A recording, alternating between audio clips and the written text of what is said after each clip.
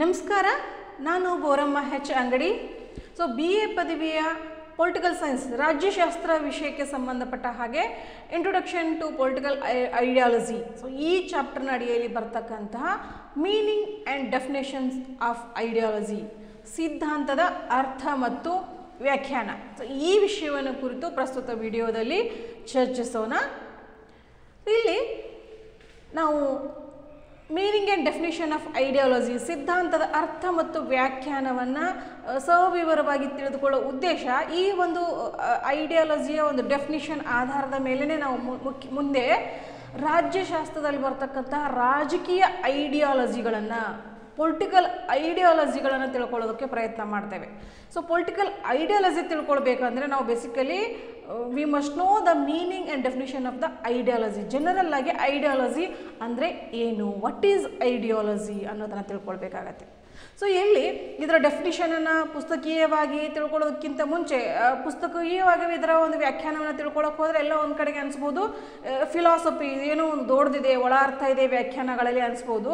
But ನಾವು day to day ಲೈಫಲ್ಲಿ ನಮಗೆ ಗೊತ್ತಿಲ್ಲದೇ ಈ ಪದವನ್ನು ಬಳಸ್ತೇವೆ. ಸೊ ನಮ್ಮನ್ನು ನಾವು ಒಂದ್ಸರಿ ನಮ್ಮ ಬಳಸ್ತಕ್ಕಂಥ ಪದಗಳನ್ನು ರೀಕಾಲ್ ಮಾಡಿಕೊಂಡಾಗ as we already know about ideology ಅಂತ ಗೊತ್ತಾಗತ್ತೆ. ಸೊ ನಾವು ಮಾತಾಡ್ತಿರ್ತೀವಿ, ನನಗೆ ಅವ್ರ ಐಡಿಯಾಲಜಿ ಅಷ್ಟು ಇಷ್ಟ ಆಗಲ್ಲಪ್ಪ, ಅವರು ಬಿಡು, ಅವರು ತನ್ನದೇ ಆದಂಥ ಐಡಿಯಾಲಜಿಯನ್ನು ಹೊಂದಿದ್ದಾರೆ. ಸೊ ಗಾಂಧೀಜಿ ಐಡಿಯಾಲಜಿ ನನಗೆ ಇಷ್ಟ ಆಗತ್ತೆ, ಪ್ರಜಾಪ್ರಭುತ್ವ ಐಡಿಯಾಲಜಿ ಅನ್ನೋದು ತುಂಬ ಒಳ್ಳೆಯದು, ಈ ಡಿಕ್ಟೇಟರ್ಶಿಪ್ ಐಡಿಯಾಲಜಿ ಹಳೆ ಕಾಲದಲ್ಲಿತ್ತು ಅದು ಒಳ್ಳೆಯದಲ್ಲ. ಸೊ ಈ ರೀತಿ ಸಾಕಷ್ಟು ನಾವು ಮಾತಾಡ್ತಿರ್ತೀವಿ. ಸೊ ಐಡಿಯಾಲಜಿ ಅನ್ನೋದ್ರ ಬಗ್ಗೆ ನಾವು ಗೊತ್ತು ಹಾಗಿದ್ರೆ, ಬಟ್ ಅದರದ್ದು ಬ್ರಾಡ್ ಆದಂಥ ಅದರ ವಿಶಾಲ ಅರ್ಥ, ಅದರ ಒಳ ಅರ್ಥ ಖಂಡಿತ ಗೊತ್ತು, ಬಟ್ ನಮಗೆ ಅದರದ್ದು ಶಬ್ದಶಃ ವ್ಯಾಖ್ಯಾನ ಗೊತ್ತಿರಲಿಕ್ಕಿಲ್ಲ. So we try to understand that definition ನಾವು. ಸೊ ಮೂಲತಃ ಇದು ಒಂದು ಫ್ರೆಂಚ್ ಪದ, ಐಡಿಯಾಲಜಿ ಅನ್ನೋ ಒಂದು ಪದ ಫ್ರೆಂಚ್ ಭಾಷೆಯಿಂದ, ಫ್ರೆಂಚ್ ಬಳಕೆಯಿಂದ ಬಂದಿರೋದು. ಸೊ ಇಲ್ಲಿ ಫ್ರೆಂಚ್ ಫಿಲಾಸಫರ್ ಆದಂಥ ಆಂಟೋನಿ ಡೆಸ್ಟಟ್ ಡಿ ಟ್ರೇಸಿ ಎನ್ನುವರು ಇದನ್ನು 1789ರಲ್ಲಿ ಬಳಸ್ತಾರೆ ಮೊದಲನೇ ಬಾರಿಗೆ. ಸೊ ಈ ಶಬ್ದ ಬಂದ್ಬಿಟ್ಟು it is composed of 2 Greek words, ideo ಮತ್ತು ಲೋಗಸ್ ಎನ್ನುವ 2 ಗ್ರೀಕ್ ಪದಗಳಿಂದ ಸೇರಿ ಬಂದಿರತಕ್ಕಂತಹ ಪದ ಐಡಿಯಾಲಜಿ.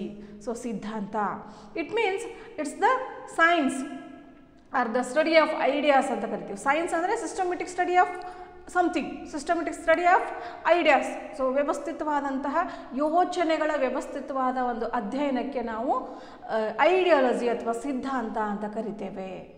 ಸೊ ಇಲ್ಲಿ ಉದಾಹರಣೆಗಳನ್ನು ಕೊಡೋದಾದರೆ, ಐಡಿಯಾಲಜಿಗೆ ಉದಾಹರಣೆಗಳನ್ನು ಕೊಟ್ಟರೆ ಒಂದು ಸ್ಪಷ್ಟತೆ ಸಿಗುತ್ತೆ ಸಾಕಷ್ಟು. Democracy, dictatorship, liberty, freedom, equality, liberalism, communism. So ಈ ರೀತಿ ಸಾಕಷ್ಟು ಉದಾಹರಣೆಗಳನ್ನು ನಾವು ಇದಕ್ಕೆ ಕೊಡ್ತಾ ಹೋಗ್ಬೋದು.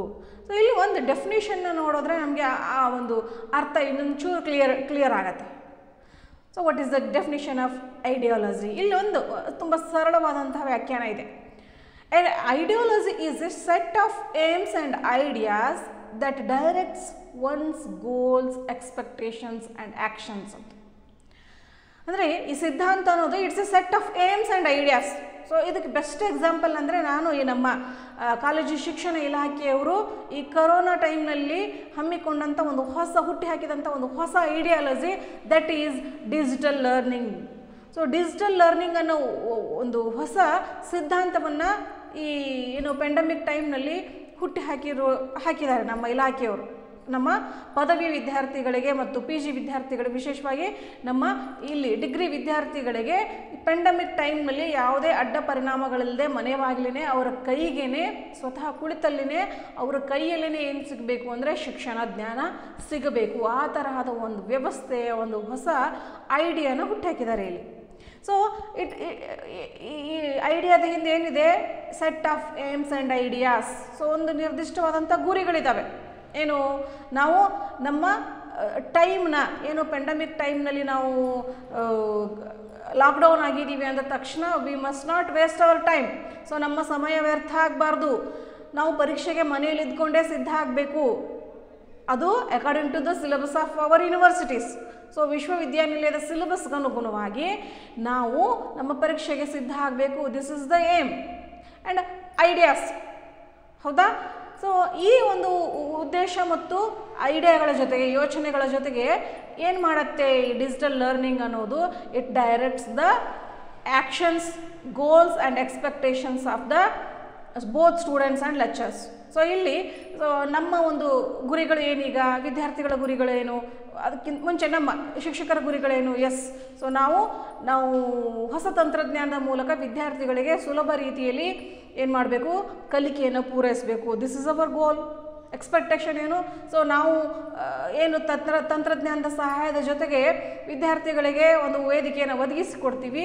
ಅದಕ್ಕೆ ತಕ್ಕಂತೆ ವಿದ್ಯಾರ್ಥಿಗಳು ಏನು ಮಾಡಬೇಕು, ಸ್ಪಂದಿಸಬೇಕು, ಭಾಗವಹಿಸಬೇಕು, 100ಕ್ಕೆ 100 ಅದರಲ್ಲಿ ಅದರ ಒಂದು ಉಪಯೋಗವನ್ನು ತೆಗೆದುಕೊಂಡು ಇಂಟರ್ನ್ ನಮಗೆ ವಾಟ್ ಆರ್ ಅವರ್ ಎಕ್ಸ್ಪೆಕ್ಟೇಷನ್ಸ್ ಅಂದರೆ ವಿದ್ಯಾರ್ಥಿಗಳ ಜ್ಞಾನಾರ್ಜನೆ ಆಗಬೇಕು, ಪರೀಕ್ಷೆಗೆ ಅವರು ಆತ್ಮಸ್ಥೈರ್ಯದಿಂದ ಪರೀಕ್ಷೆಗೆ ಸಿದ್ಧರಾಗಬೇಕು. Then what are the actions. So ಅದಕ್ಕೋಸ್ಕರ ನಾವೇನೀಗ ಇವೆಲ್ಲ PPT ತಯಾರಿ ಆಗ್ಬೋದು, ವಿಡಿಯೋ ಮೇಕಿಂಗ್ ಆಗ್ಬೋದು, study material, MCQs, practice test, so ಎಲ್ಲವುಗಳನ್ನು ತಯಾರು ಮಾಡುವ ಆ್ಯಕ್ಷನ್ ಅಂತ ಹೊರಟಿದ್ದೀವಿ. These are the goals, expectations and actions regarding the teachers, lectures. So ಇನ್ನು ವಿದ್ಯಾರ್ಥಿಗಳ ಕಡೆಯಿಂದ ಏನು ಹೇಳಿ ಗೋಲ್.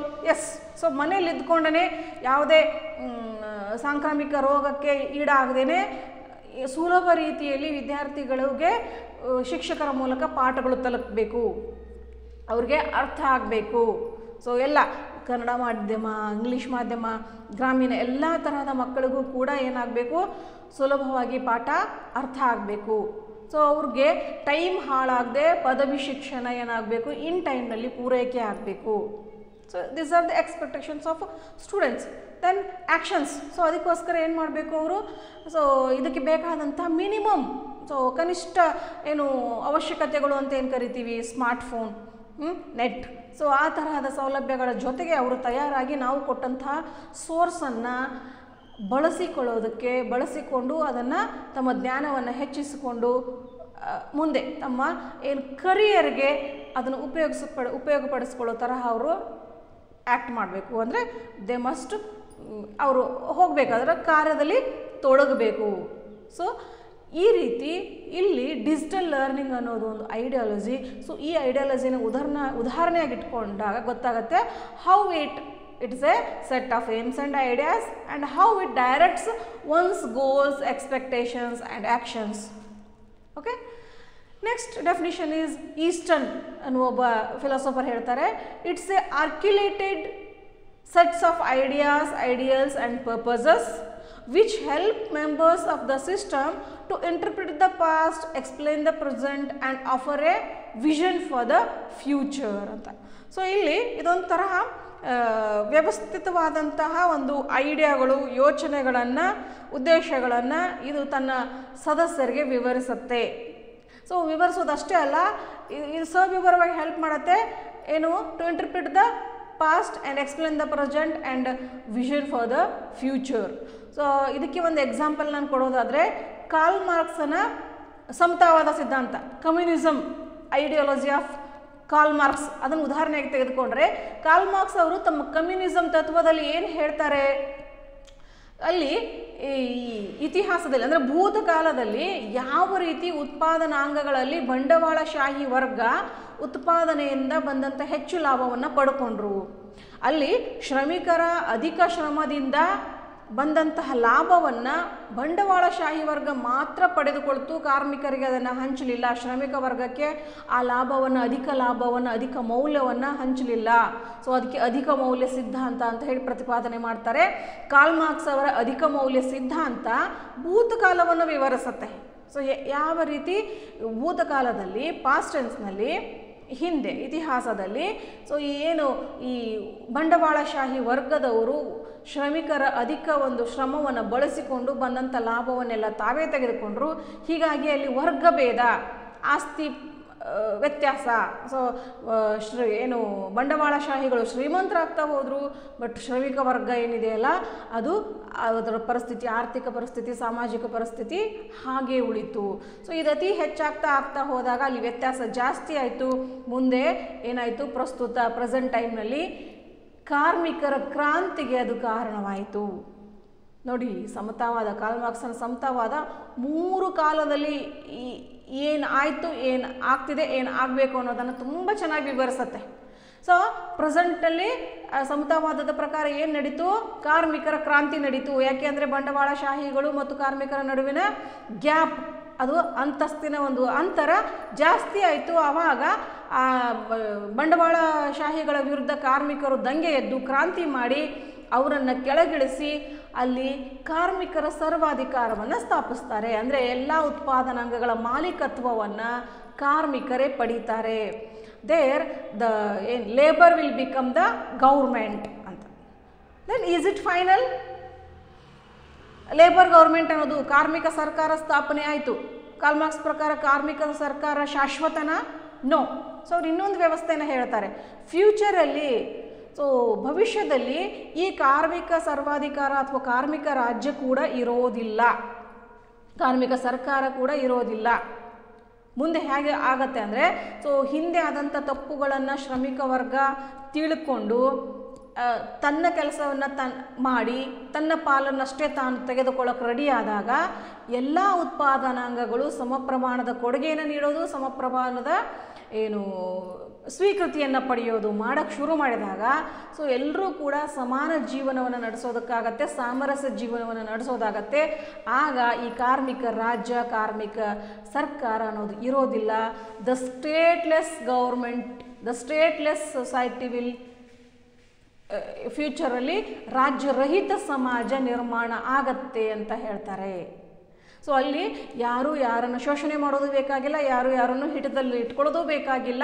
ಎಲ್ಲರೂ ಅವರವರ ಕರ್ತವ್ಯಗಳನ್ನು ತುಂಬ ಮೆಚ್ಯೂರ್ಡ್ ಆಗಿ ಮಾಡ್ತಾರೆ, ಅವರವರ ಪಾಲನ್ನು ಅಷ್ಟೇ ಸಮಾನವಾಗಿ ಪಡಿತಾರೆ. ಆವಾಗ ಖಂಡಿತ ಅವರನ್ನು ಯಾರನ್ನು ಕೂಡ ಕಂಟ್ರೋಲ್ ಮಾಡೋಕ್ಕೆ ಯಾವ ರಾಜ್ಯ, ಯಾವ ಸರ್ಕಾರ ಬೇಕಾಗಿಲ್ಲ.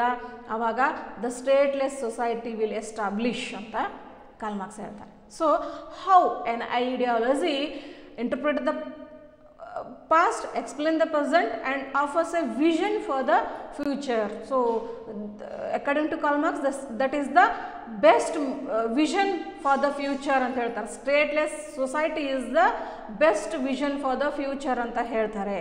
ಸೊ ಈ ರೀತಿ ಐಡಿಯಾಲಜಿ ಏನು ಮಾಡುತ್ತೆ, ಇಂತಹ ಒಂದು ಸನ್ನಿವೇಶವನ್ನು ನಮಗೆ ಕೊಡುತ್ತೆ ಅಂತ ಹೇಳಿ ಈಸ್ಟರ್ನ್ ತುಂಬ ಅರ್ಥಪೂರ್ಣವಾದ ವ್ಯಾಖ್ಯಾನವನ್ನು ನೀಡ್ತಾರೆ. Then what Eagleton says. So Eagleton ಪ್ರಕಾರ ಸಾಮಾಜಿಕ ಜೀವನದಲ್ಲಿ in the process of production of meaning, signs and values in social life ಅಂತ ಕರಿತೀವಿ. ಸಾಮಾಜಿಕ ಜೀವನದಲ್ಲಿ ಏನು ಮೌಲ್ಯಗಳನ್ನು ಇದು ಸೂಚಿಸುತ್ತೆ. ಸೊ ಉದಾಹರಣೆಗೆ ಲಿಬರಲಿಸಮ್, ಉದಾರವಾದ. ಸೊ ಉದಾರವಾದ ನೋಡಿ ನಮಗೆ ವ್ಯಕ್ತಿ ಸ್ವಾತಂತ್ರ್ಯ, ವ್ಯಕ್ತಿಯ ಹಕ್ಕುಗಳು, ಸಮಾನತೆ, ಸೊ ಇವನ್ನೆಲ್ಲ ಎತ್ತಿ ಹಿಡಿಯುತ್ತೆ. ಎಸ್, ಖಂಡಿತ ಇವತ್ತು ಮನುಷ್ಯ ಆಗಬೇಕು ಅಂದರೆ ಅವನಿಗೆ ತನ್ನದೇ ಆದಂಥ ಸಮಾನತೆ, ಸ್ವಾತಂತ್ರ್ಯವನ್ನು ಅನುಭವಿಸೋದಕ್ಕೆ ಅವಕಾಶ ಇರಬೇಕು, ಮಾನವ ಹಕ್ಕುಗಳನ್ನು ಅನುಭವಿಸೋದಕ್ಕೆ ಅವಕಾಶ ಇರಬೇಕು. ಸೊ ಈ ತರಹದ ಮೌಲ್ಯಗಳನ್ನು ಲಿಬರಲಿಸಮ್ ಪ್ರತಿಪಾದನೆ ಮಾಡುತ್ತೆ.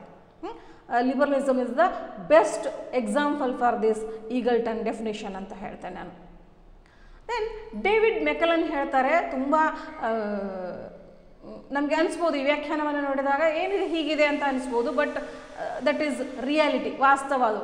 So according to David McClellan, ideology is the most elusive concept in the whole social sciences ಅಂತ ಕರೀತಾರೆ.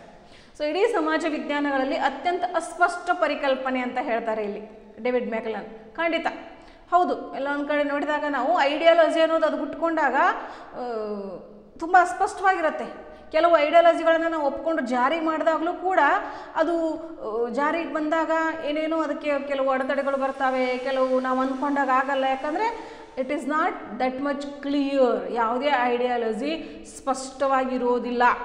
ಸೊ ಇದಕ್ಕೆ ಬೆಸ್ಟ್ ಎಕ್ಸಾಂಪಲ್ ನಾನು ಕೊಡೋದಾದರೆ ಪ್ಲೇಟೋನ ಆದರ್ಶ ರಾಜ್ಯ. ಸೊ ಫಿಲಾಸಫರ್ ಕಿಂಗ್ ಅಂತ ಕರಿತೀವಿ ನಾವು. ಸೊ ರಾಜನಾದವನು ತತ್ವಜ್ಞಾನಿಯಾಗಿರಬೇಕು.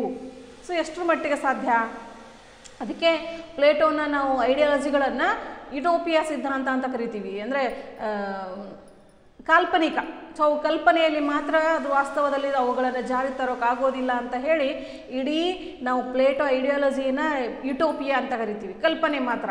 ಸೊ ಅವುಗಳನ್ನು ವಾಸ್ತವದಲ್ಲಿ ತರೋಕ್ಕಾಗೋದಿಲ್ಲ ಅಂತ ತಂದ್ರೆ, ಯಾಕೆಂದರೆ ಅವು ಅಸ್ಪಷ್ಟವಾಗಿರ್ತವೆ. ಓಕೆ, ಸೊ ಇದು ಖಂಡಿತ ಇದನ್ನು ನಾವು ಈ ವ್ಯಾಖ್ಯಾನ ಕೇಳೋದಕ್ಕೆ ವಿಚಿತ್ರ ಅನಿಸಿದ್ರು ಕೂಡ ಒಪ್ಪಿಕೊಳ್ಳೇಬೇಕು ನಾವು. ದೆನ್ ಥಾಮ್ಸನ್ ಹೇಳ್ತಾರೆ, so ideologies provide answer to our everyday question and they try to provide answers to the past, present and the future. Without ideological thoughts, how we view the world will be left with no understanding for existence. So ಇಲ್ಲಿ ಇದನ್ನು ಹಂತವಾಗಿ ನೋಡೋಣ, ಒಂದೊಂದು ಭಾಗಗಳನ್ನ ತೆಗೆದುಕೊಂಡು ನೋಡೋದಾದರೆ ವ್ಯಾಖ್ಯಾನ ನಿಮಗೆ ಕೇಳೋಕ್ಕೆ ದೊಡ್ಡದು ಅನ್ನಿಸ್ಬೋದು ವಿದ್ಯಾರ್ಥಿಗಳೇ, ಬಟ್ ಅದು ತುಂಬ ಅರ್ಥಪೂರ್ಣ ವ್ಯಾಖ್ಯಾನ ಇದು. ಸೊ ಇಲ್ಲಿ ಈ ಐಡಿಯಾಲಜೀಸ್ ಏನು ಮಾಡ್ತವೆ, ನಮಗೆ ದಿನನಿತ್ಯದ ಪ್ರಶ್ನೆಗಳಿಗೆ ಉತ್ತರವನ್ನು ನೀಡ್ತವೆ. ಸೊ ಇದಕ್ಕೊಂದು ನಾನು ಒಂದು ಐಡಿಯಾಲಜಿಯನ್ನು ಉದಾಹರಣೆ ಕೊಟ್ಟು ಹೇಳ್ತೇನೆ. ಸೊ ಇಲ್ಲಿ ಇತ್ತೀಚೆಗೆ LPG 1991ರಲ್ಲಿ ಭಾರತ LPG ಅನ್ನೋ ಒಂದು ಐಡಿಯಾಲಜಿಯನ್ನು ಎಕನಾಮಿಕ್ ಸೆಕ್ಟರ್ನಲ್ಲಿ ಅಳವಡಿಸಿಕೊಳ್ತು. LPG ಗೊತ್ತು ನಿಮಗೆಲ್ಲ, liberalisation, privatisation and globalisation. So ಇದನ್ನು ಯಾಕೆ ಅಳವಡಿಸ್ಕೊಳ್ತು? ಸೊ ಈಗ LPG ಪ್ರತಿನಿತ್ಯ ನಮಗೆ ಜೀವನದಲ್ಲಿ ಅಳವಡಿಕೆ ಆಗಿದೆ, ಗೊತ್ತು ನಿಮಗೆಲ್ಲ. ಸೊ ಯಾವ ರೀತಿ ಈ ಮೂರೂ ತತ್ವಗಳ ಜೊತೆಗೆ ನಾವು ಹೊಂದಿಕೊಂಡು ಅದರ ಜೊತೆಗೆ ಸೇರಿ ಹೋಗ್ತಾ ಇದ್ದೀವಿ ಅನ್ನೋದು ಗೊತ್ತು. ಸೊ ಈ ಒಂದು ತತ್ವವನ್ನು, ಮೂರು ಐಡಿಯಾಲಜಿಯನ್ನು ನಾವು ಆಧಾರವಾಗಿ ಇಟ್ಟುಕೊಂಡು ಪಾಸ್ಟ್, ಪ್ರೆಸೆಂಟ್ ಮತ್ತು ಫ್ಯೂಚರ್ನ ಅನಲೈಸ್ ಮಾಡಿದಾಗ as it answers to the 3 conditions.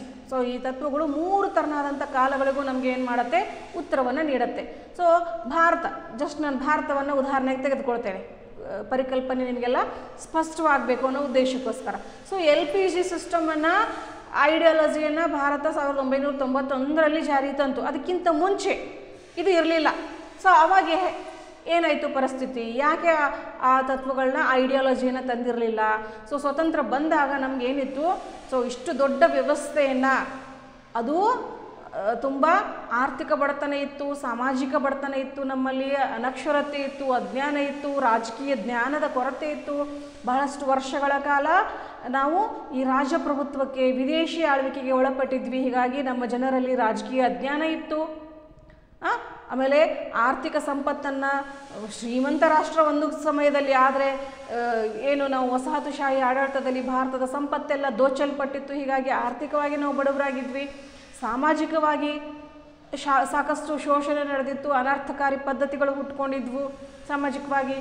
So ಇಲ್ಲೆಂಥ ಈ ಥರದ ಸಂದರ್ಭಗಳಲ್ಲಿ, ವಿಶೇಷವಾಗಿ ಆರ್ಥಿಕ ವ್ಯವಸ್ಥೆಗೆ ಸಂಬಂಧಪಟ್ಟ ಹಾಗೆ ಸಂಪೂರ್ಣ ಲಿಬರಲಿಸಮನ್ನು ಏನಾದರೂ ಕೊಟ್ಟರೆ, ಅದು ಕೇವಲ ಅದರ ಜ್ಞಾನ ಇದ್ದವರು ಮಾತ್ರ ಅದನ್ನು ಉಪಯೋಗಿಸ್ಕೊಳ್ಳೋದಷ್ಟೇ ಅಲ್ಲ, ಅದನ್ನು ದುರುಪಯೋಗಪಡಿಸ್ಕೊಳ್ಬಹುದು ಅನ್ನೋ ಒಂದು ಉದ್ದೇಶದಿಂದ ಸರ್ಕಾರ ಏನು ಮಾಡಿತ್ತು, ಎಲ್ಲವನ್ನು ಕೂಡ ತನ್ನ ಹಿಡಿತದಲ್ಲಿ, ಇಡೀ ಆರ್ಥಿಕ ವ್ಯವಸ್ಥೆಯನ್ನು ತನ್ನ ಹಿಡಿತದಲ್ಲಿ ಇಟ್ಕೊಂಡು, ಲೈಸೆನ್ಸ್ ಆ್ಯಂಡ್ ಪರ್ಮಿಟ್ ಸ್ಟೇಟ್ ಅಂತ ಕರಿತೀವಿ ನಾವು. ಬಿಫೋರ್ 1991 ಸ್ಟೇಟಸನ್ನು ನಾವು ಈ ಲೈಸೆನ್ಸ್ ಮತ್ತು ಪರ್ಮಿಟ್ ರಾಜ್ಯ ಆಗಿತ್ತು ಭಾರತ ಅಂತ ಕರಿತೇವೆ. ಯಾಕಂದರೆ ಏನೇ ಆರ್ಥಿಕ ಚಟುವಟಿಕೆಗಳನ್ನು ಮಾಡಬೇಕಾದ್ರೂ ಸರ್ಕಾರದ ಅನುಮತಿ ಮತ್ತು ಲೈಸೆನ್ಸ್ ಬೇಕಿತ್ತು. ಕಾರಣ ಏನು ಅಂದರೆ ಆವಾಗಿನ ವ್ಯವಸ್ಥೆಗೆ ಅದೇ ಉತ್ತಮವಾಗಿತ್ತು. ನಮ್ಗೆ ಸ್ವತಂತ್ರ ಸಿಕ್ಕ ತಕ್ಷಣ ನಾವು LPGಯನ್ನು ಅಳವಡಿಸ್ಕೊಂಡಿದ್ರೆ, ಸೊ ಅದನ್ನು ಕೆಲವು ಜನ ದುರುಪಯೋಗಪಡಿಸ್ಕೊಳ್ಳೋ ಸಾಧ್ಯತೆ ಇತ್ತು ಅನ್ನೋದು ಒಂದು ಪ್ರತಿಪಾದನೆ, ಹೌದಾ? ಆದರೆ ಯಾವಾಗ 1991ನಲ್ಲಿ it's the right time to ನಾವು LPG ಐಡಿಯಾಲಜಿನ ಅಳವಡಿಸ್ಕೊಳ್ಳೋದಕ್ಕೆ ಅದು ಉತ್ತಮವಾದಂಥ ಸಂದರ್ಭ. ಯಾಕಂದರೆ ಅಷ್ಟು ಟೈಮಿಗೆ ನಮಗೆ ಒಂದು ಮಿನಿಮಮ್ ಜ್ಞಾನ ಬಂದಿತ್ತು, ಜೊತೆಗೆ ನಾವು ಸ್ವಲ್ಪ ಸುಧಾರಿಸ್ಕೊಂಡಿದ್ವಿ, ಆರ್ಥಿಕವಾಗಿ, ಸಾಮಾಜಿಕವಾಗಿ, ಶೈಕ್ಷಣಿಕವಾಗಿ ಒಂದು ಹಂತಕ್ಕೆ ನಾವು ಬಂದು ತಲುಪಿದ್ವಿ. ಸೊ ಅಂಥ ಸಂದರ್ಭದಲ್ಲಿ ಏನಾಯಿತು, ಇಡೀ ಜಗತ್ತಿನ ಜೊತೆಗೆ ಜಾಗತಿಕವಾಗಿ ನಾವು ನಮ್ಮ ಅಭಿವೃದ್ಧಿಯನ್ನು ಸಾಧಿಸಬೇಕಾದ್ರೆ ನಮಗೆ LPG ಇಸ್ ಮಸ್ಟ್ ಅನ್ನೋದು ಮನವರಿಕೆ ಆಗಿ ಆವಾಗ ನಾವು ಅಳವಡಿಸ್ಕೊಂಡ್ವಿ. ಸೊ ಇನ್ ಫ್ಯೂಚರ್, ಸೊ ಭವಿಷ್ಯತ್ತಿನಲ್ಲಿ ನಾವೆಷ್ಟು ಈಗ ಇಡೀ ಜಾಗತಿಕ ಅಭಿವೃದ್ಧಿ, ಇಡೀ ಜಗತ್ತು ಹೇಗೆ ಸಾಗ್ತಿದೆ ಅಂದರೆ ಒಂದರ ಮೇಲೆ ಒಂದು ಅವಲಂಬನೆಯನ್ನು ಮಾಡಿಕೊಂಡು, ಯಾವ ರಾಷ್ಟ್ರ ಅದೆಂಥದೇ ದೊಡ್ಡ ರಾಷ್ಟ್ರ ಆಗಿರಲಿ, ಆರ್ಥಿಕವಾಗಿ ಮುಂದುವರೆದ ರಾಷ್ಟ್ರ ಇರಲಿ, ಯಾವುದೂ ಕೂಡ ಇಡೀ ಜಗತ್ತನ್ನು ಹೊರತುಪಡಿಸಿ ಒಂಟಿಯಾಗಿ ಬದುಕೋದಕ್ಕೆ ಸಾಧ್ಯ ಇಲ್ಲ. ಇವತ್ತು ಅಷ್ಟು ಇಂಟರ್ಡಿಪೆಂಡೆನ್ಸಿ ಇವತ್ತು ರಾಷ್ಟ್ರಗಳ ಮಧ್ಯೆ ಹೆಚ್ಚಾಗಿದೆ. ಸೊ ಇಂಥ ಸಂದರ್ಭದಲ್ಲಿ ನಾವು ಈ LPGಯನ್ನು ಬಳಸಿಕೊಂಡು ಜಾಗತಿಕವಾಗಿ ನಮ್ಮ ಓಟವನ್ನು ಹೇಗೆ ಹೆಚ್ಚಿಸ್ಕೊಳ್ಬೇಕು, ಮುಂದಿನ ದಿನಗಳಲ್ಲಿ ನಮ್ಮ ದೇಶದ ಒಂದು ಕಂಡೀಷನನ್ನು ಇನ್ನೂ ಉತ್ತಮ ಸ್ಥಿತಿಯಲ್ಲಿ ಯಾವ ರೀತಿ ತರಬಹುದು ಅನ್ನೋದಕ್ಕೆ ಈ LPG ಐಡಿಯಾಗಳೇ ನಮಗೆ ಏನು ಮಾಡ್ತವೆ, ದಾರಿಯನ್ನು ತೋರಿಸ್ತವೆ. ಓಕೆ, ಸೊ ಈ ಆಧಾರದ ಮೇಲೆ ಈ ವ್ಯಾಖ್ಯಾನವನ್ನು ವಿವರಿಸಿದಾಗ ನಮಗೆ ಪ್ರತಿನಿತ್ಯ ನಮಗೆ ನೋಡಿ ನಾವು ಜಸ್ಟ್ ಬೆಸ್ಟ್ ಎಕ್ಸಾಂಪಲ್ ಅಂದರೆ ಲಿಬರಲಿಸಮ್. ಸೊ ಮಾರ್ಕೆಟಲ್ಲಿ ನಮಗೆ ಏನು ಗ್ರಾಹಕರಿಗೆ ಚಾಯ್ಸ್, ಸೊ ಗ್ರಾಹಕರ ಆಯ್ಕೆಗಳು ಎಷ್ಟಾಗಿದ್ದಾವೆ ಇವತ್ತು.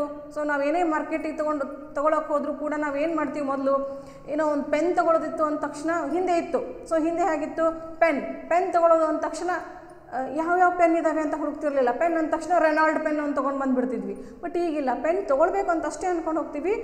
ನಮಗೆ ಏನು ಬೇಕು, ಮಲ್ಟಿಪಲ್ ಚಾಯ್ಸ್ ಬೇಕೀಗ. ಸೊ ಆಯ್ಕೆಗಳು ಬೇಕೀಗ. ಪೆನ್ ಅಂದ ತಕ್ಷಣ ಸೊ ಆ ಪೆನ್ ಹೇಗಿದೆ, ಈ ಪೆನ್ ಹೇಗಿದೆ. ಸೊ ಒಂದು ಪೆನ್ ತೊಗೊಳೋಕ್ಕೆ ನಾವು ಸಾಕಷ್ಟು ಆಯ್ಕೆಗಳನ್ನು ಕೇಳ್ತೇವೆ. ಇನ್ನು ಎಲ್ಲ ಖರೀದಿಗಳಿಗೂ, ಅದು ಕ್ಯಾಮ್ರಾ ಆಗಿರ್ಬೋದು, ಟಿ ವಿ ಆಗಿರ್ಬೋದು, ಬೆಸ್ಟ್ ಎಕ್ಸಾಂಪಲ್ ಅಂದರೆ ನಿಮ್ಮ ಮೊಬೈಲ್ ಆಗಿರ್ಬೋದು. ಸೊ ನೀವು ಒಂದು ಸ್ಮಾರ್ಟ್ಫೋನ್ ತೊಗೊಳ್ತೀವಿ ಅಂತ ಡಿಸೈಡ್ ಮಾಡಿದ ಮೇಲೆ ನೀವು ಎಷ್ಟೆಲ್ಲ ಆಯ್ಕೆಗಳನ್ನು ನೋಡ್ತಾ ಬರ್ತೀರ. ಅದರಲ್ಲಿ ಏನು ಫೀಚರ್ ಇದೆ, ಇದರ ರೇಟ್ ಏನು, ಅದೇನು, ಇದು ಏನು. ಸೊ ಅದೆಲ್ಲ ಆಯ್ಕೆಗಳನ್ನು ನೋಡಿ ಅದರೊಳಗಿಂದ ಬೆಸ್ಟ್ ಅಂತ ಒಂದು ಚೂಸ್ ಮಾಡಿಕೊಂಡಾಗ ನಿಮ್ಗೇನಾಗುತ್ತೆ, ತೃಪ್ತಿ ಸಿಗುತ್ತೆ ಅದರಿಂದ ಅಲ್ವಾ. So liberalisation in economic sector is must today. So ಪ್ರಸ್ತುತ ಅತೀ ಅವಶ್ಯ. ಸುಮ್ಮನೆ ಸ್ಮಾರ್ಟ್ಫೋನ್ ಅಂತ ಯಾವುದೋ ಒಂದು ಸ್ಮಾರ್ಟ್ಫೋನ್ನ ಫಿಕ್ಸ್ ಆಗಿ ತಂದು ನಿಮ್ಮ ಕೈಯಲ್ಲಿ ಕೊಟ್ಟರೆ ನೀವು ಸಮಾಧಾನ ಆಗೋದಿಲ್ಲ. ಅಲ್ಲಿ 7-8 ಮೊಬೈಲ್ಗಳನ್ನು ತೋರಿಸಿ ಅದರಲ್ಲಿ ನಿಮಗೆ ಇಷ್ಟವಾಗ್ತಕ್ಕಂಥ ಫ್ಯೂಚರ್ ಇರೋ ಮೊಬೈಲ್ ಕೊಂಡುಕೊಂಡಾಗಲೇ ನಿಮಗೆ ಸಮಾಧಾನ ಆಗೋದು ಅಲ್ವಾ. ಸೊ ಈ ರೀತಿ ಸಿಂಪಲ್ ಉದಾಹರಣೆ ಕೊಟ್ಟು ಹೇಳಿದೆ ನಾನು. ಸೊ ಐಡಿಯಾಲಜಿ ಅನ್ನೋದು ಸೊ ಪ್ರಸ್ತುತ ಡೇ ಟು ಡೇ ಕ್ವಶನ್ಗಳಿಗೆ, ಯಾಕಂದರೆ ನಮಗೆ ಅವಶ್ಯಕತೆಗಳಿಗೆ ತಕ್ಕಂತೆ ಫ್ಯೂಚರ್ಗಳನ್ನು ನಾವು ಸ್ಟಡಿ ಮಾಡಿ ನಮಗೆ ಬೇಕಾದಂತಹ ಅವಶ್ಯಕತೆ ಪೂರೈಸುವ ಫೀಚರ್ ಅದರಲ್ಲಿ ಇದೆ ಅನ್ನೋದನ್ನು ನೋಡಿ ತಗೊಳ್ತೇವೆ. ಸೊ ಈ ರೀತಿ ಐಡಿಯಾಲಜಿ ಅನ್ನೋದು ನಮ್ಮ ದಿನನಿತ್ಯ ಜೀವನಕ್ಕೆ ಯಾವ ರೀತಿ ಪರೋಕ್ಷ ಪ್ರಭಾವವನ್ನು ಬೀರುತ್ತೆ, ಸಹಾಯವನ್ನು ಮಾಡುತ್ತೆ ಅನ್ನೋದನ್ನು ನೋಡ್ತೇವೆ.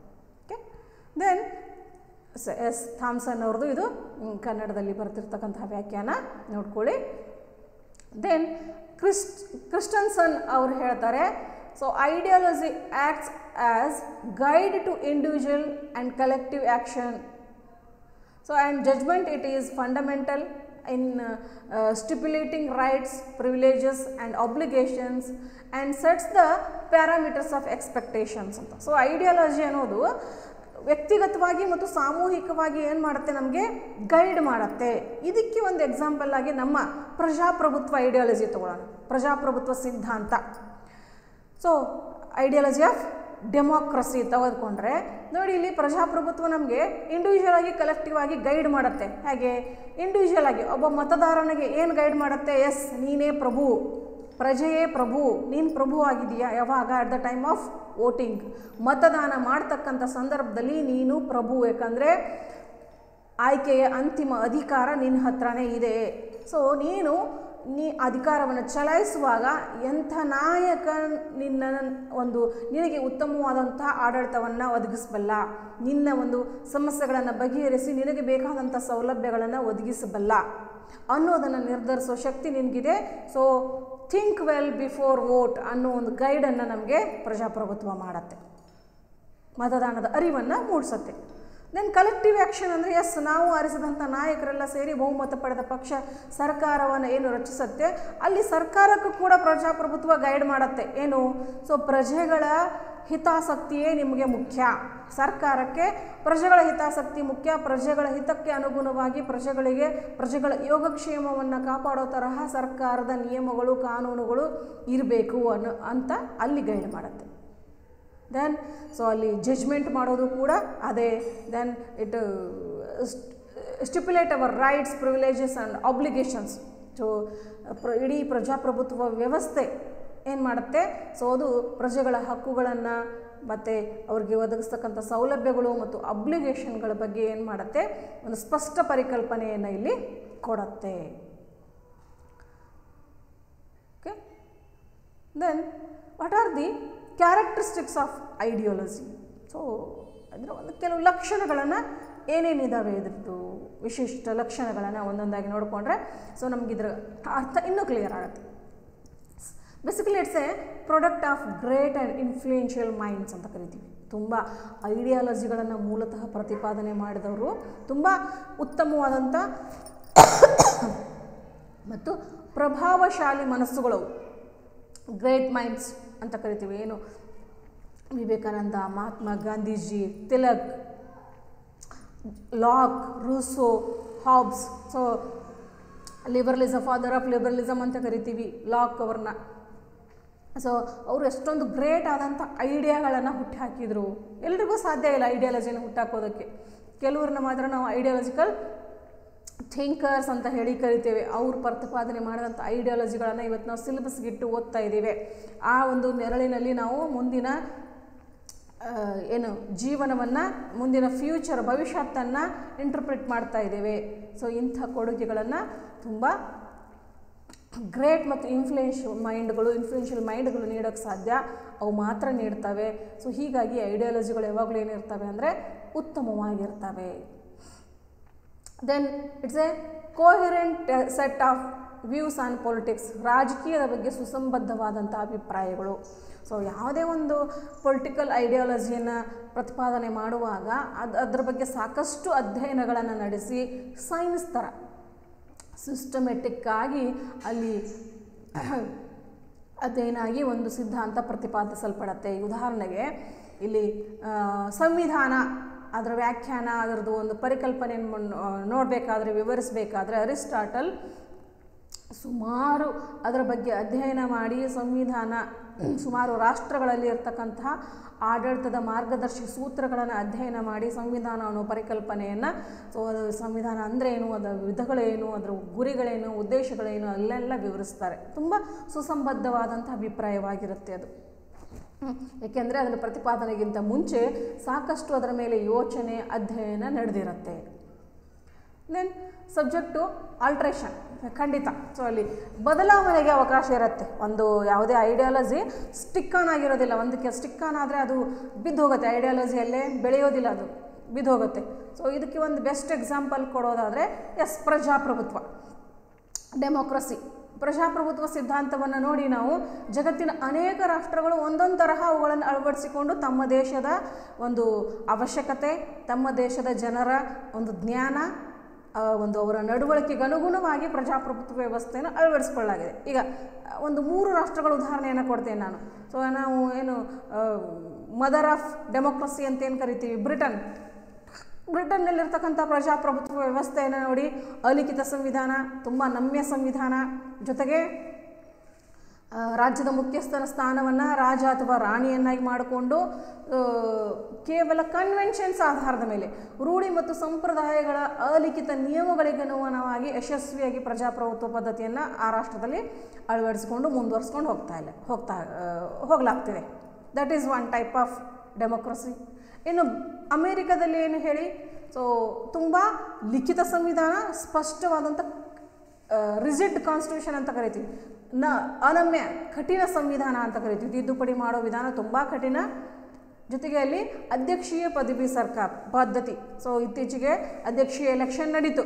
ಸೊ ಪ್ರಜೆಗಳೇ ನೇರವಾಗಿ ಅಧ್ಯಕ್ಷೀಯ ಚುನಾವಣೆಯಲ್ಲಿ ಭಾಗವಹಿಸ್ತಕ್ಕಂತಹ ಪದ್ಧತಿ. ಸೊ ರಿಪಬ್ಲಿಕ್ ಕಂಟ್ರಿ ಅಂತ ಕರಿತೀವಿ. ಅದು ನೇರವಾಗಿ ರಾಷ್ಟ್ರದ ನಾಯಕನನ್ನು ಆರಿಸ್ತಕ್ಕಂತಹ ಪ್ರಜಾಪ್ರಭುತ್ವ. ಇನ್ನು ನಮ್ಮದು ಬಂದರೆ ಎರಡಕ್ಕೂ ಮಧ್ಯದಲ್ಲಿ. ಸೊ ಭಾರತದ ಪ್ರಜಾಪ್ರಭುತ್ವ ಹೇಗೆ ಅಂದರೆ, we have also Republican system. So ನಮ್ಮದು ಕೂಡ ರಿಪಬ್ಲಿಕ್ ಸ್ಟೇಟೇ, ಗಣರಾಜ್ಯನೇ. ಆದರೆ ನಮ್ಮ ರಾಷ್ಟ್ರದ ನಾಯಕರನ್ನು ನಾವು ನೇರವಾಗಿ ಆರಿಸೋದಕ್ಕೆ ಅವಕಾಶವನ್ನು ಕೊಟ್ಟಿಲ್ಲ. ಸೊ ಪರೋಕ್ಷವಾಗಿ ನಮ್ಮ ರಾಷ್ಟ್ರದ ನಾಯಕನ ನಮ್ಮನ್ನು ಆರಿಸ್ತೇವೆ. ಸೊ ನಮ್ಮ ಸಂವಿಧಾನ ಕೂಡ ಹೇಗಿದೆ ಅಂದರೆ ಲಿಖಿತವಾಗಿದೆ, ಆದರೆ ಇಂಗ್ಲೆಂಡ್ನಷ್ಟು ಸರಳವಾಗಿಲ್ಲ, ಅಮೇರಿಕಾದಷ್ಟು ಕಠಿಣವಾಗಿಯೂ ಇಲ್ಲ, ಮಧ್ಯಮ ಮಾರ್ಗ.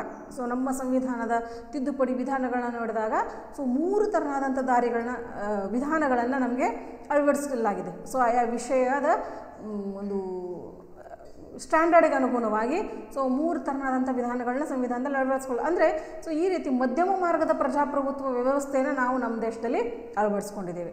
ಸೊ ಆಯಾ ದೇಶದ ಸನ್ನಿವೇಶ ಮತ್ತು ಸಂದರ್ಭ ಮತ್ತು ಪರಿಸ್ಥಿತಿಗೆ ಅನುಗುಣವಾಗಿ ಐಡಿಯಾಲಜಿ ಏನಾಗುತ್ತೆ, it alters to the requirement. So ಆ ಒಂದು ಅವಶ್ಯಕತೆಗೆ ತಕ್ಕಂತೆ ಇದು ಆಲ್ಟ್ರೇಷನ್ಗೆ, ಬದಲಾವಣೆಗೆ ಒಳಗಾಗಿ ರೂಢಿಸ್ಕೊಳ್ಳೋಕ್ಕೆ ಸಾಧ್ಯ ಆಗತ್ತೆ.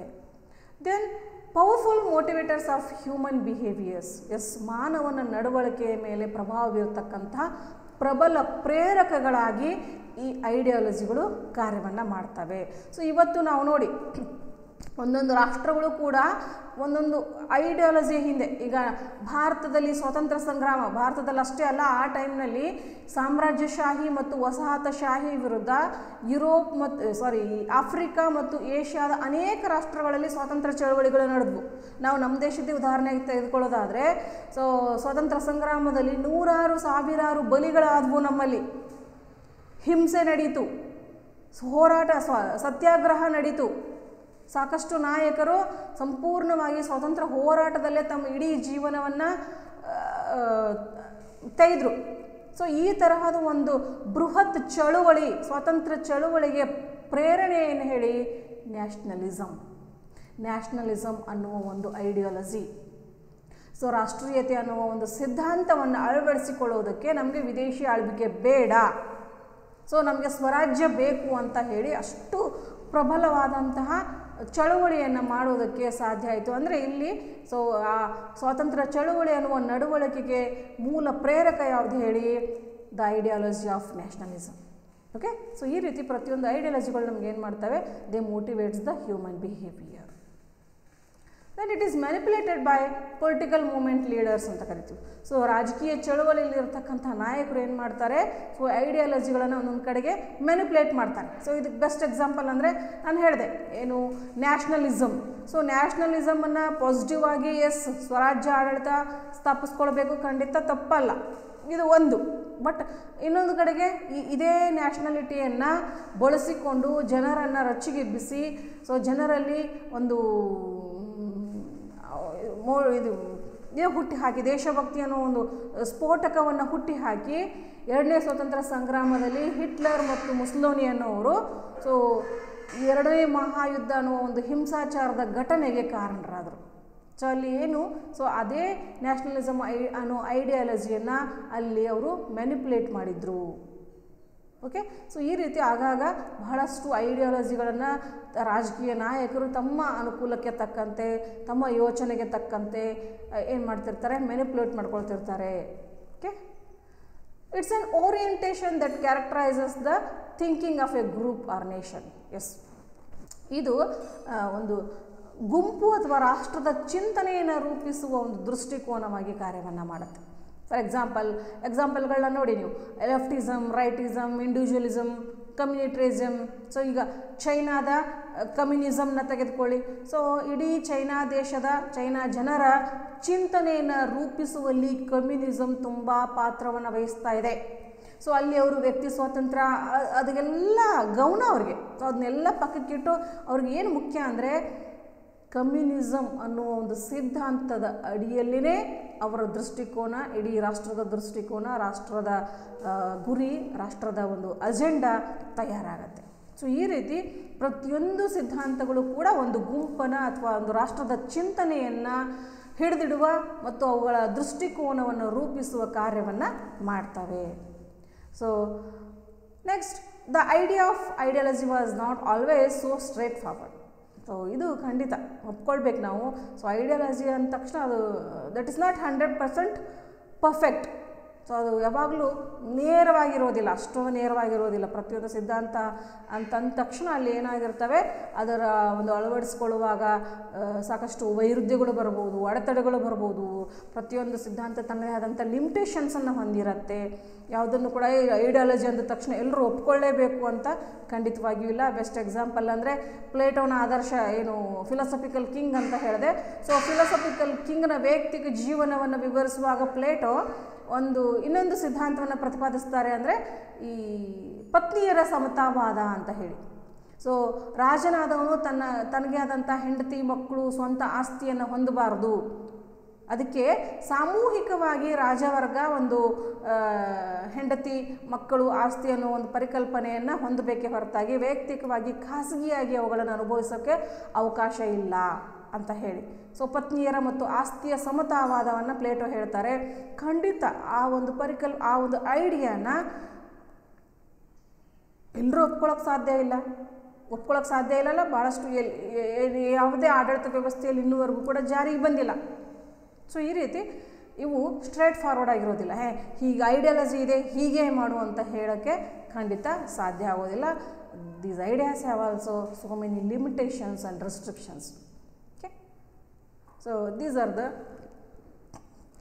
definitions of the ideology. So ಐಡಿಯಾಲಜಿಯ ಒಂದು ವ್ಯಾಖ್ಯಾನಗಳು ಮತ್ತು ಕ್ಯಾರೆಕ್ಟರಿಸ್ಟಿಕ್ಗಳ ಆಧಾರದ ಮೇಲೆ ಅದರ ಒಂದು ಪರಿಕಲ್ಪನೆಯನ್ನು ನಾವು ನೋಡಿದ್ವಿ ಫ್ರೆಂಡ್ಸ್. ನೆಕ್ಸ್ಟ್ ಮುಂದಿನ ಕ್ಲಾಸಲ್ಲಿ ನಾವೇನು ನೋಡ್ತೀವಿ ಅಂದರೆ ಇದರ ಬೇಸ್ ಮೇಲೆ what is political ideology, what are the political ideologies ಅನ್ನೋದನ್ನು ನೋಡ್ತೇವೆ. ಸೊ ಇದಕ್ಕೆ ಸಂಬಂಧಪಟ್ಟ ಹಾಗೆ ರೆಫರೆನ್ಸ್ಗಳನ್ನು ನೋಡಿ. Okay, thank you for your listening.